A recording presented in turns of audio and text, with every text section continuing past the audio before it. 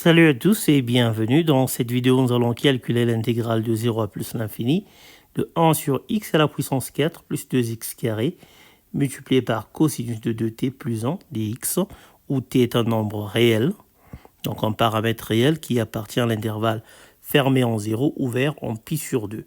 Nous allons noter notre intégrale par i de t.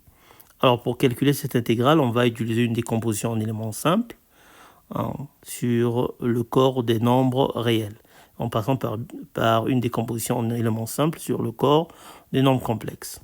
Donc on va commencer par notre décomposition en éléments simples sur le corps des nombres complexes. Donc on va poser que pt de x est égal à x à la puissance 4 plus 2x carré multiplié par cosinus de 2t plus 1, qui n'est autre que le dénominateur de notre intégrande. Alors, nous avons là un polynôme de degré 4, et donc on va avoir exactement 4 zéros, qui vont être Z1, Z2 ainsi que leurs conjugués, avec Z1 et Z2 qui sont donnés par les formules suivantes. Alors maintenant, on va faire notre décomposition en éléments simples sur le corps des nombres complexes. On va donc avoir que 1 sur pt de x va s'écrire comme étant la somme pour k allant de 1 à 2 de ak sur x moins zk plus ak bar sur x moins zk bar, avec ak qui est égal à 1 sur la dérivée de pt en zk. Alors, la dérivée de pt en zk est donnée par 4 fois zk au cube plus 4 fois zk multiplié par cosinus de 2t. Alors, si nous multiplions et divisons cette fraction par le conjugué de zk, nous obtenons,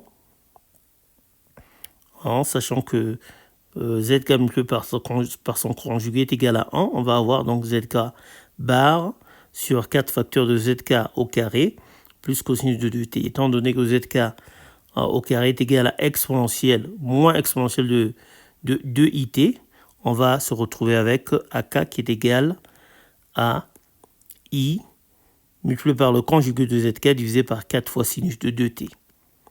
Alors maintenant, nous allons substituer tout cela dans la décomposition en éléments simples.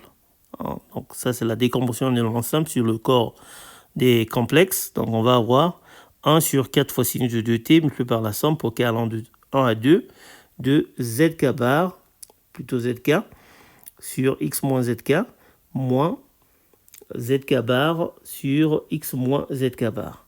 Alors maintenant, on va combiner ces deux fractions pour obtenir notre décomposition en éléments simples sur le corps des réels. On va donc avoir la chose suivante. Voilà. Alors, maintenant, nous pouvons simplifier tout ceci. Donc, en simplifiant, nous allons obtenir la chose suivante. Donc, on va avoir 1 sur 2 fois sinus de 2t, facteur 2, moins x cosinus de t plus sinus de 2t sur x carré moins 2x sinus de t plus 1, plus x cosinus de t plus sinus de 2t sur x carré plus 2x sinus de t plus 1. Alors, on peut encore simplifier ceci. Donc, au dénominateur, donc, le terme 1 sur 2 fois sinus de 2t peut s'écrire comme étant 1 sur 4 fois sinus de t multiplié par cosinus de t. Et dans tout ce que nous avons entre crochets, on peut écrire sinus de 2t sous la forme sinus de t cosinus de t et factoriser cosinus de t. Donc en simplifiant par cosinus de t, on va se retrouver avec 1 sur 4 fois sinus de t, facteur 2 moins x moins 2 sinus de t sur x carré moins 2x sinus de t plus 1, plus x plus 2 sinus de t sur x carré plus 2x sinus de t plus 1. Alors, on va réarranger les termes. Donc, on va se retrouver avec 1 sur 4 fois sinus de t, facteur 2, x plus sinus de t sur x carré plus 2x sinus de t plus 1, moins x moins sinus de t sur x carré moins 2x sinus de t plus 1, plus 1 quart de 1 sur x plus sinus de t au carré, plus cosinus carré de t, plus 1 sur x moins sinus de t au carré, plus cosinus carré de t. Alors maintenant, nous sommes prêts à intégrer. Si on intègre, on va donc avoir ceci. Donc on va simplement intégrer la décomposition en éléments simples. Voilà. Alors, une primitive de x plus sinus de t sur x carré plus 2x sinus de t plus 1 est donnée par 1 demi de ln de x carré plus 2x sinus de t plus 1.